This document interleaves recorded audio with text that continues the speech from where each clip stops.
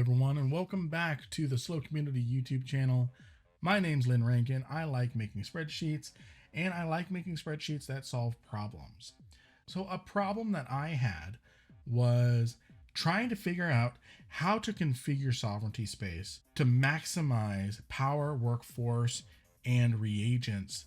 And rather than trying to force it through pen and paper, trying to keep track of, oh, this works, oh, it doesn't work, I built myself a planner.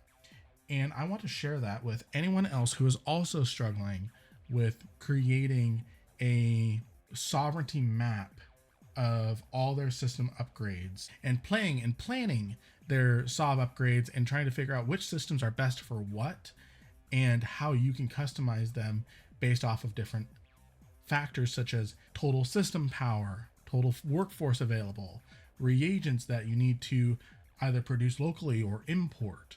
So I created this spreadsheet to help with that. Now you'll find this spreadsheet in the link in the description down below. And once you go here, you can go to File, make a copy to make it your own and customize it to your heart's content. So what I'm going to walk you through now is how to use this spreadsheet and use it for you. So what we're going to do is we have a bunch of systems inputted in here as examples. Now what we're going to do is these are all systems in Wicked Creek. What we're going to do is we're going to go in and add some more systems. I recommend keeping this as condensed as possible, perhaps even using it on a constellation basis.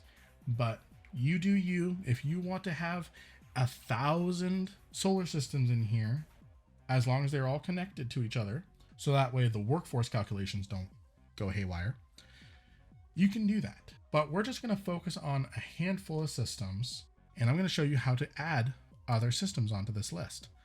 So if you go to the stars list, you'll have a bunch of information available on different stars, their power, all thanks to Mr. Ersterfish for taking the Equinox Excel sheet that CCP provided and made it more useful to the players.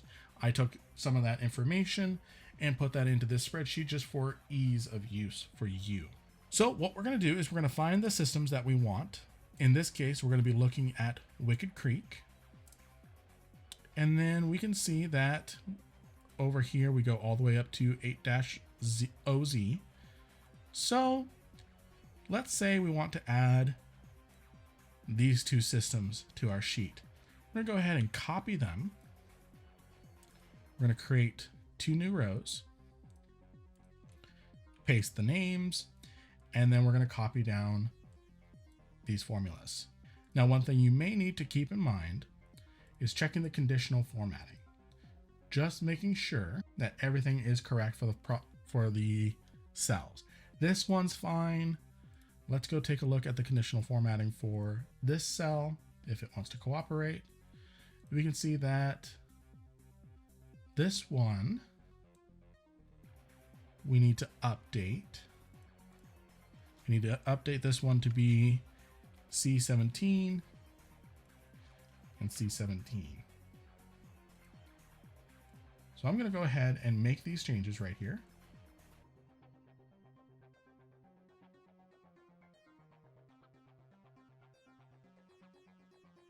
All right, now that we've updated all the conditional formatting, what this does for us is that anytime we exceed the power available inside of a specific solar system, the power field is going to highlight red, letting you know you've gone over your limit and you're going to need to add more Skyhooks to collect more power or workforce.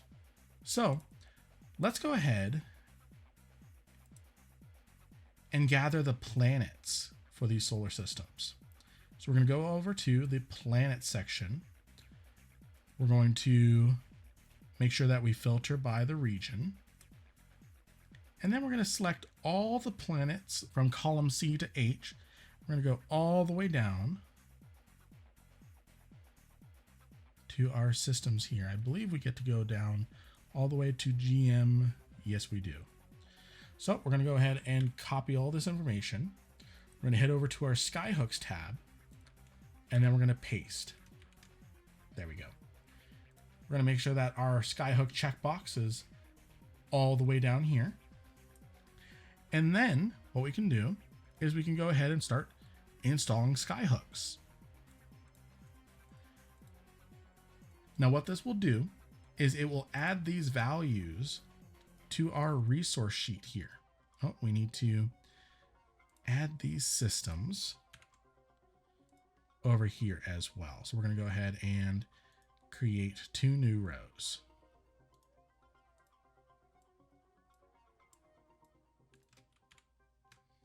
There we go.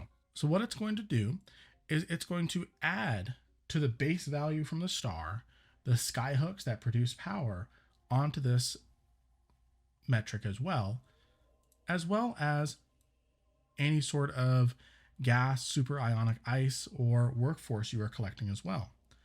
So now if we head back over here and we start trying to install a super capital construction facility, we can see that we have enough power and workforce to work with.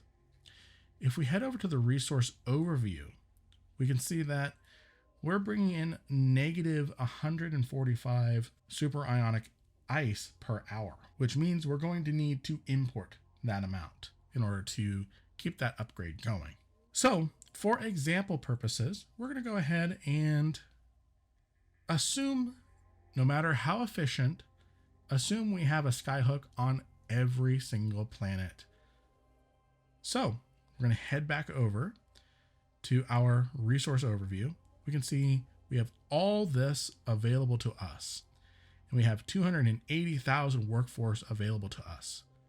Now, for example purposes, if we were to install this many super capital construction facilities, for whatever reason, it is going to flag that, hey, you don't have enough workforce to make this happen.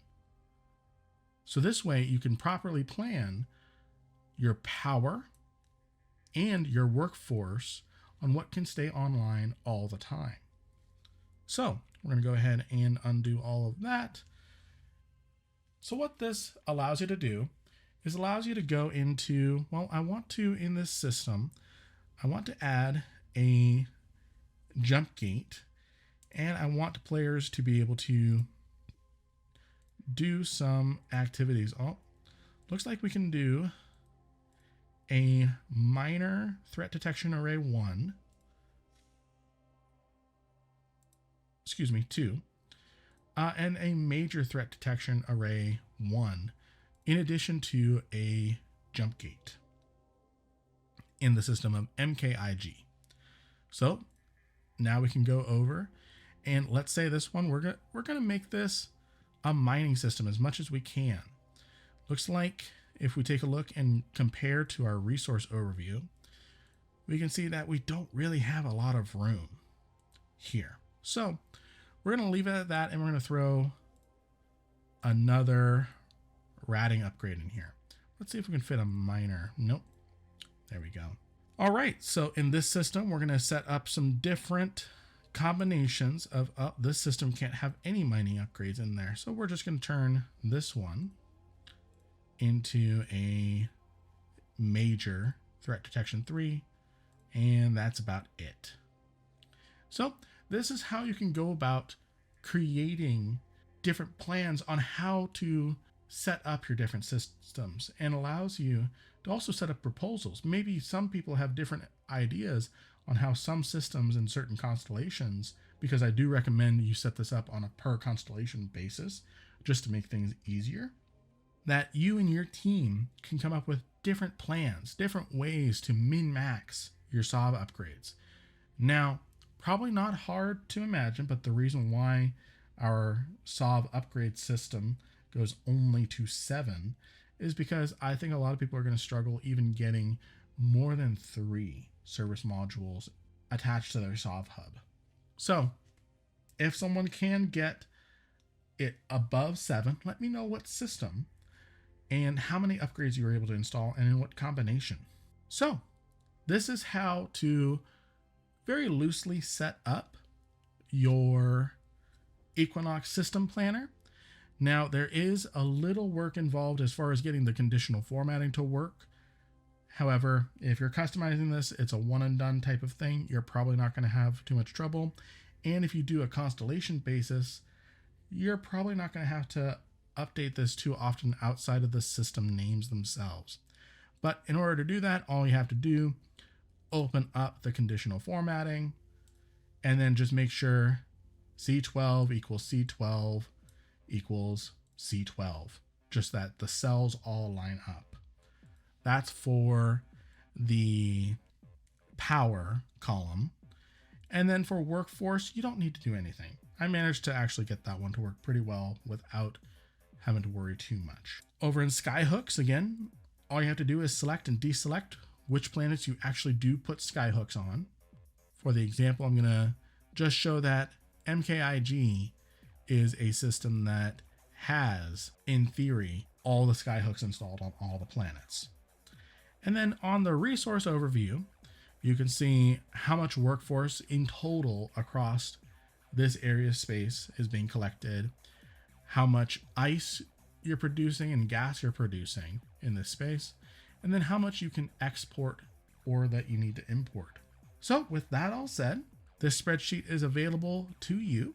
If you need a refresher or kind of just need to walk through this video again as I was explaining things or kind of go piece by piece, head on over to the About tab, and then you'll be able to catch up on our YouTube playlist for spreadsheets, visit our other spreadsheets that we release here. And again, Mr. Idster Fish, thank you for your contributions in making the CCP Equinox spreadsheet better and more useful.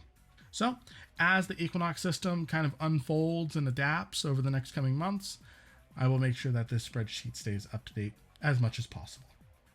Thank you all and have a great day.